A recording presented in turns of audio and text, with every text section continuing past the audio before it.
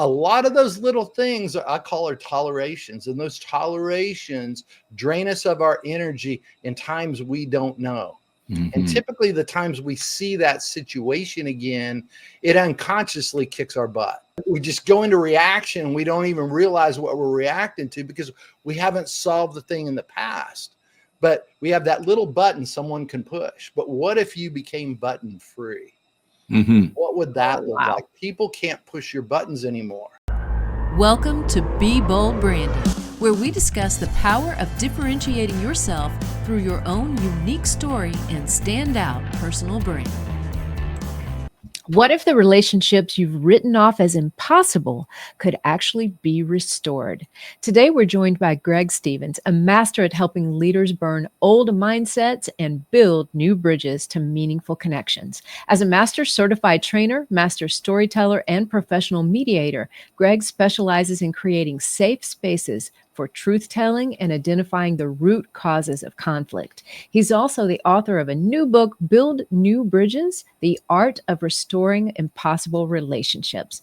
With over 2 decades of experience developing transformational training programs, he's proven that even the most damaged relationships can be restored. Greg is also a BrandFace client, so you'll hear about his personal branding journey with us as well. Greg, welcome to Be Bold Branding. Michael, Tanya, thank you both for allowing me to be on. It's a pleasure to be here today. Thank you. The pleasure is ours. You Greg. bet it is. And especially in the world that your business deals with, I just can't help but think that the whole world can use this service. So we're very, very excited about talking to you about it. You know, knowing a little bit about your background, your professional life actually began around the age of 4. Do you want to tell us a little bit about that and then bring us to now? That's awesome. Yeah, growing up on a farm, you learn to work early and hard. When people say, I want to retire and live in the country, I'm like, that's work. That's I love Right. living in the city. But no, I did start my career in business. Actually worked through high school, junior high on the farm, but I was put out on my own at 17. Not really put out. I wasn't kicked out. My parents moved. It took me like 3 years to find them. But my dad pulled me aside on Saturday before I was graduating from high school on Tuesday. And he said, son, your mom and I, he was a Baptist minister. He said, your mom and I decided to go full-time evangelism. We're leaving the church tomorrow. We're resigning. We're moving to East Texas in a week. We were in the Dallas area. And he said, I was on my own at 17. You're 17. He said, here are 5 families that said they'd put you up for the summer. Pick one of them, get a job, pay them rent, go into the military, get a job, or go to college. You're on your own in a week. And he said, I'll never let you starve, but never make the mistake of asking me for money. So I had a week to figure it out. And the gentleman I chose was the only person I knew on the list that went to college. And I knew I wanted to learn from him what to do to get to college. I didn't even know you had to actually apply to colleges. I thought you just paid and went. And I knew I didn't have the money. So how was I going to do it? But what I found is when you make a decision about anything in life, everything else is just detail, because all of a sudden you know where you're going. You don't know many times what's going to come. You don't know what's going to come up, but it really doesn't matter when you deal with it. You just this is just an obstacle I've got to maneuver or adjust with. Yeah. Yeah. And going now, I love that story because it's so unique. And you can see that you were forged from that moment in time for sure. But let's take it all the way back, to that time when you were 4 and you just said, hey, here's what I want to do in life. I want to help other people get along. Tell me what spawned that. Well, I don't know.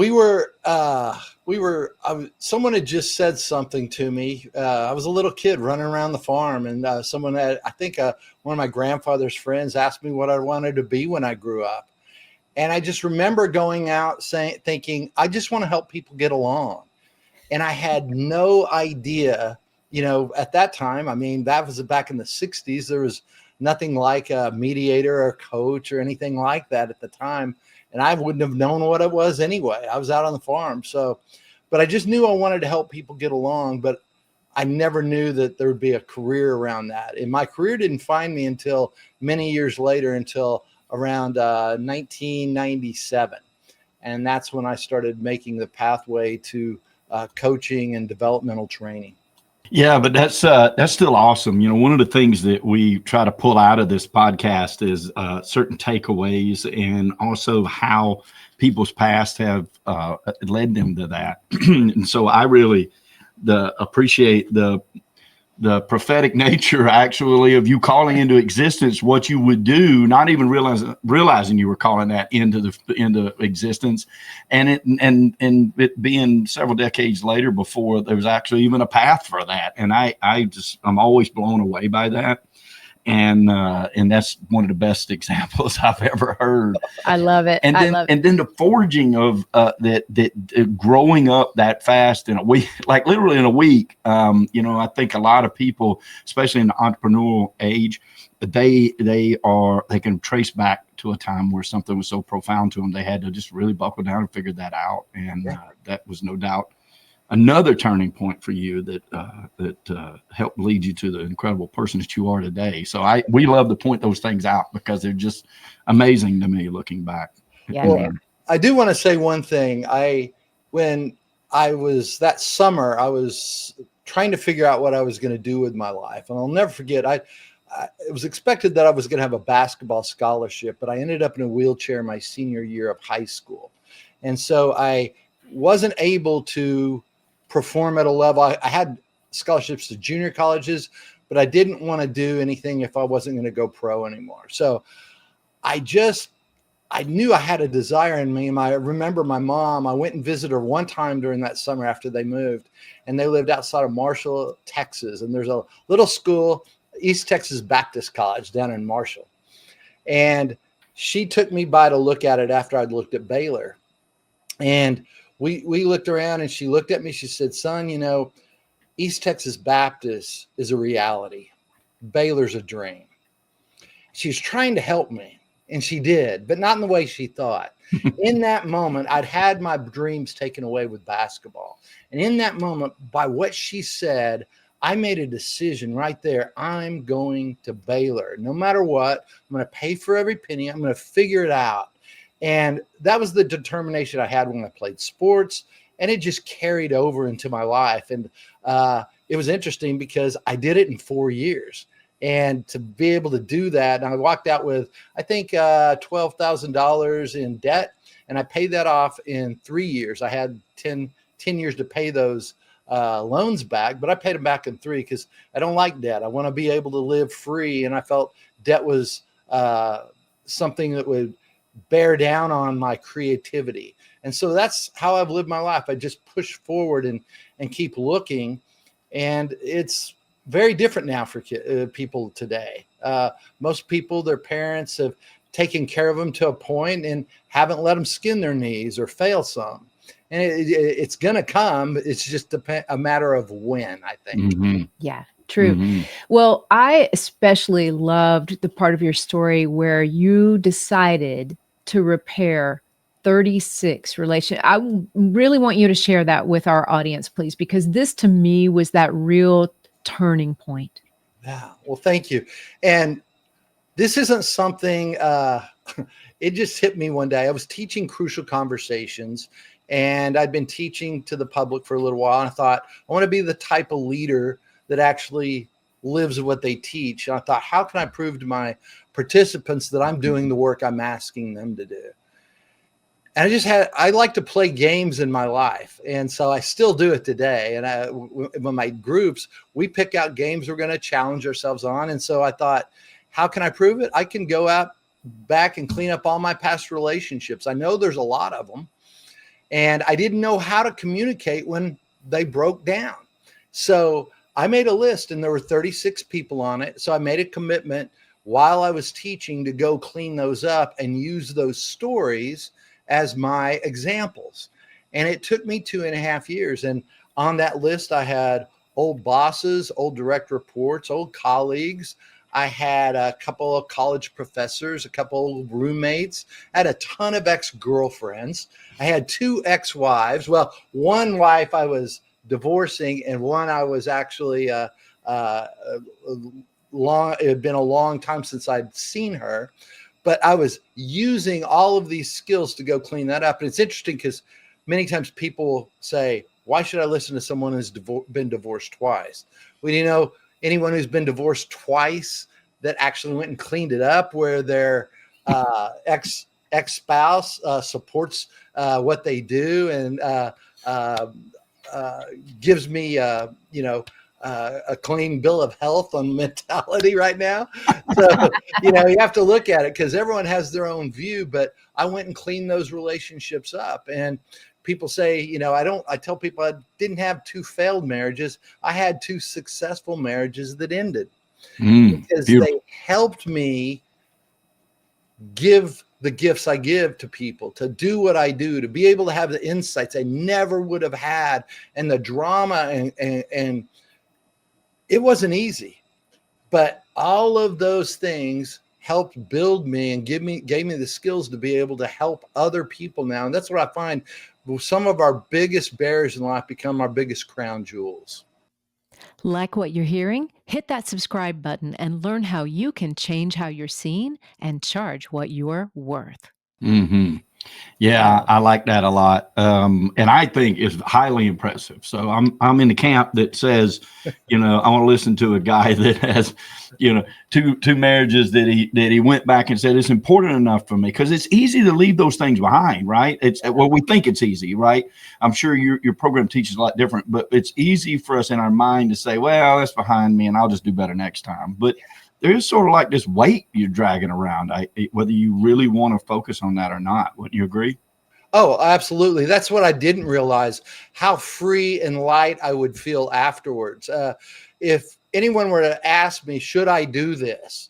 Well, I don't know whether you should or shouldn't. Only you can figure that out. The reason I did wasn't because I really wanted to clean them up. I was because I wanted to stand in front of my participants with an experience rather than a theory about something. Mm-hmm. So I probably never would have done it, but the side effect, that's what I try to help people with, because when people have these conversations, it goes away. There's no underlying complaint. When I look back at my previous marriages, all the bad stuff I used to feel, I don't feel any of it. I'll be honest with you, I can't remember it now. When something's done, it's done. You don't hold on to it. Some people, I'll forgive, but I won't forget. Well, you're holding on to it. Right. Sorry, folks. I'm not saying be naive. Use that skill. But at the same time, if you're in that reactionary, I'm not going to forget this, you're still holding on to it somewhere. Mm-hmm. Yeah. There's no doubt. And and a lot of those little things I call are tolerations. And those tolerations drain us of our energy in times we don't know. Mm-hmm. And typically the times we see that situation again, it unconsciously kicks our butt. Mm-hmm. We just go into reaction. We don't even realize what we're reacting to because we haven't solved the thing in the past. But we have that little button someone can push. But what if you became button free? Mm-hmm. What would that look like? People can't push your buttons anymore. I love it. I love it. I knew, Greg, this was going to be a good one. When she told me last week, she said, Greg Stevens is going to be on next week. I was like, yes, this is going to be good. So if someone, let's do this. If somebody out there listening, if somebody's out there listening right now, all of us have it, where a relationship feels completely impossible to even start to repair, what's the first step that you would tell them to do in preparation for that, or their own preparation? What's the first step? I think the first step is believing it can change. I really do. Being aware, but it's not going to change unless you do something different. And if you approach that relationship with the same skills you have, you're probably going to fail at it again. You have to skill up. You have to learn something new. If I build something and I don't know how, I'm going to make a lot of mistakes. But those mistakes can help me along the way. But what would be if I had a carpenter come on and start to teach me different things? I could do it much easier, much better. But we typically don't think of it that way. And we have that limiting belief that it's an impossible relationship because it's based on a poor past experience we've had with the person. Mm-hmm. We have the evidence. It can't be done. But what I found is when you add skills and you can manage your emotions, you can deal with the emotions of other people, a different result can come out about. And what happens is you can actually begin to show up as your best in that moment.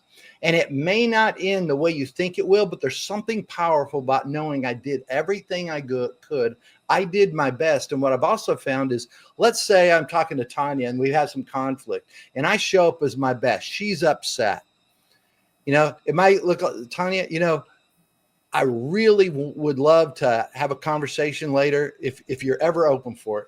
I understand where you are. And just let that go. What I found is when I leave that, my behavior is not an issue anymore.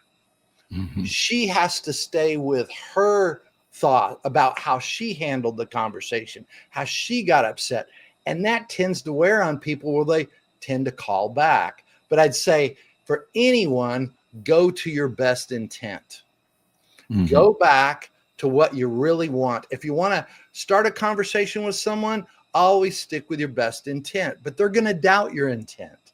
They're going to doubt your motive for having it. You're going to have to repeat it many times. So, Michael, what I tell people is when you're in a conversation, state your best intent up front. Then there's other skills to actually how to structure your message. I go through that in my book. I go through all this in my book, but at the same time, how to structure your message, how to lay it out. But if you ever get in trouble, the one skill, go back and go, you know what? This isn't going the way I wanted it to. Let's get back to my best intent that I talked about. You might have to do that over and over and over, but it works when you do it. That's awesome. That's great advice. That is great advice.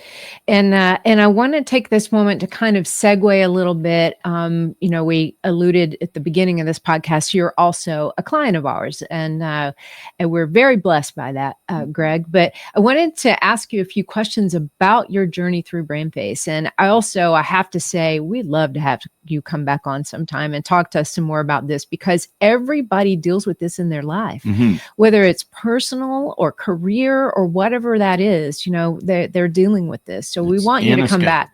Yeah. That's why it was so fascinating working with you. So I'm going to turn to the branding questions right now and ask you, why did you decide to come into the BrandFace program?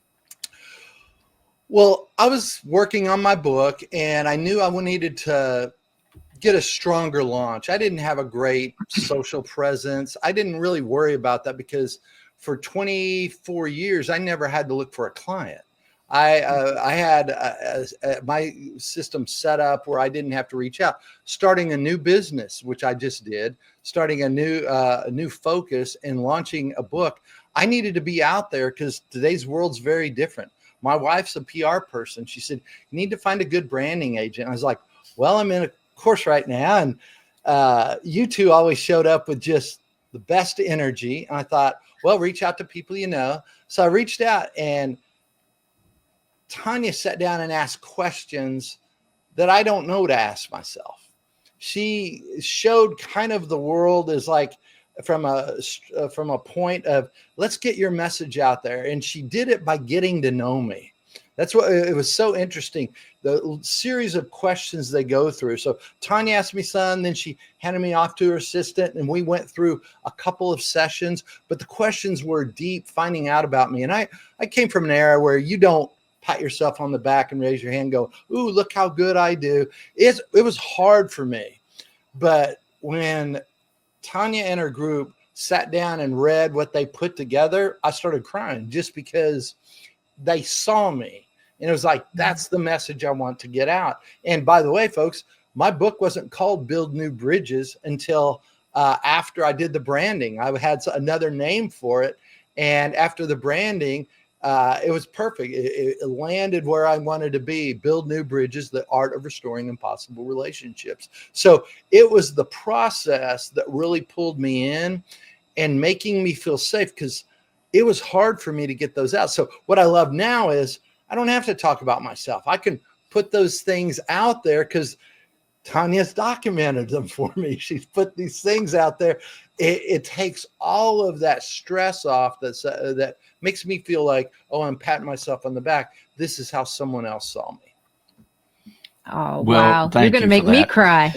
Yeah, I got to say, it's one of the things we love most about this. And I say this all the time. The gift is Tanya's. Like, she's the greatest gift that she has is a God-given ability to shine people in their very best light. She is fantastic at it. And so, well, my wife has been in PR for years, and when she saw what Tanya did, she goes, "Oh my gosh, this woman's brilliant."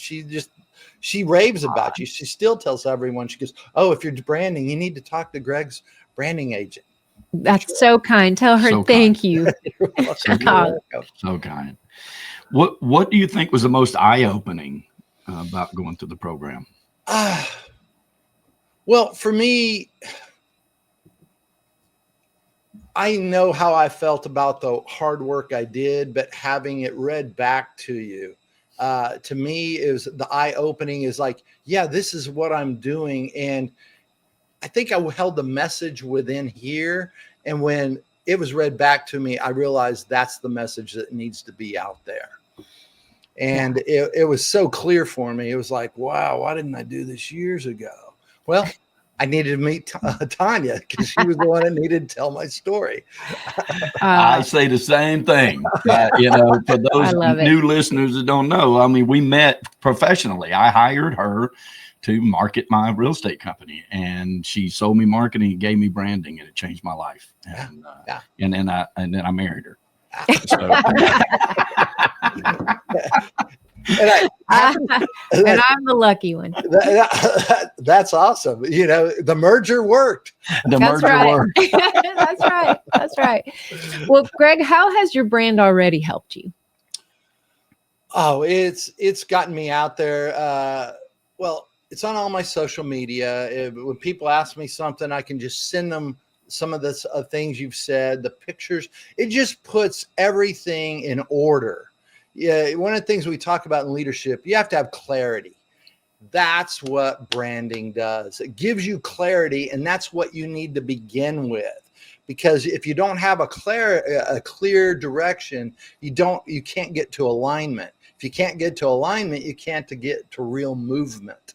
And it's a process. Don't think that, oh, I'm branded now and it's going to get out there. I got to go do some things. But what's great is it's laid out there. So I've actually got Noah working with me now. We've got it to the point where when someone reaches out to me, I send it to Noah. He sends out whatever we need.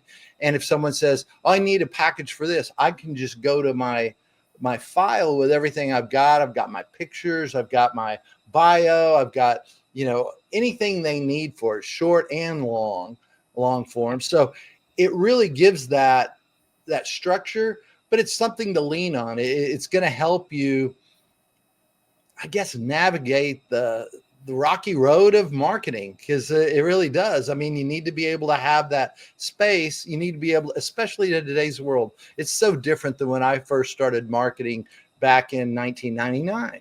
It's a whole different world, and people need to see where you are, and they need to see what you do. They need to see it quick. Mm-hmm. They sure do. They sure do. And and that's something that's there from now on. Like I'm 13, 14 years now in my journey, in my BrandFace journey, and we still had a meeting this morning to make sure that our stuff is on brand point, like we are doing it as the brand has already laid out that we're supposed to do. And we've been doing it for 14 years, and we continue to grow because we stick to that playbook. Yeah. And so that's something that clients have from now on. So what would you say to others that were thinking about becoming a BrandFace client? I think we all have the doubts. Is it worth it? Or do I really want to put out the money? Because I put out a lot of money to a lot of marketing groups so they could bring me business and everything else. And I was like, writing another check. Just don't want to do it. And I will say there's a couple of things in my life that I was like so happy. I got way beyond the value by purchasing it. And this program was one of them for sure. That's not even a question. The first thing my wife said, she goes, yeah, this was worth every penny you did.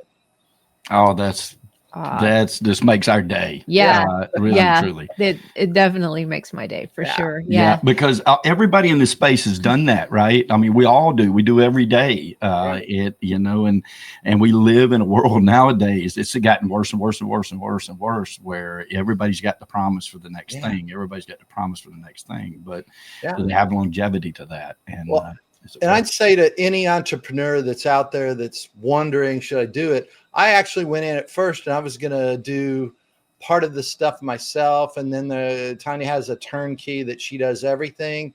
And at first, when I first started, I was like, okay, we'll do this. And then I looked at all the other things. I was like, no, let's do the whole boat.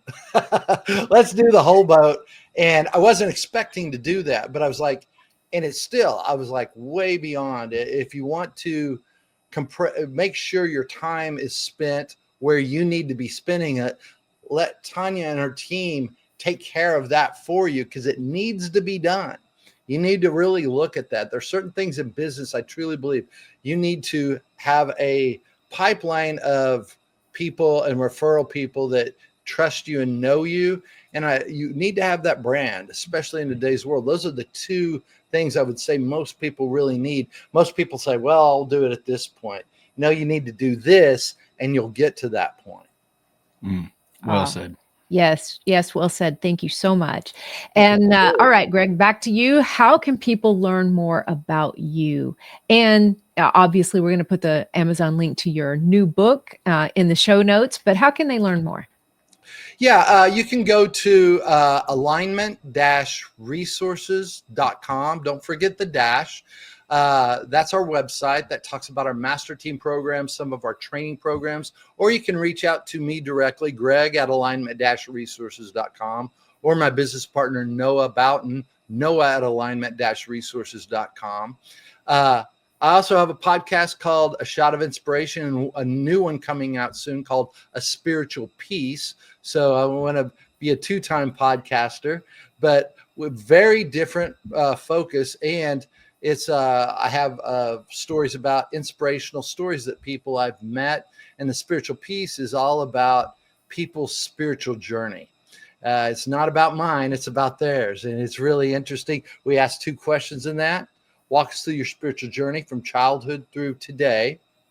And then what is your spiritual message to the world? And it's so interesting to get to watch so many people do that. But those are the ways you can get a hold of me. Look at some of that. LinkedIn, it's a Gregory Stevens. You'll probably need to put the Gregory in there. I found that out later. People said, I can't find it. I was like, oh, I put it at Gregory years ago. So that's great. Well, Greg, I can't tell you how blessed we've been to be able to work with you and see you through this journey. It's just been fantastic. And what a beautiful concept for the new podcast as well. So congratulations on everything. And thank you once again. Thanks so much. Thank you both. Ready to change how you're seen and charge what you're worth? If you're not getting enough opportunities to meet with ideal customers, or the prospects you're meeting with just aren't ideal, it's most likely your brand that's holding you back. So if you're a coach, consultant, or expert who is on the rise, you need our ultimate guide to a freedom-based brand. Download it free now at brandfaceguide.com.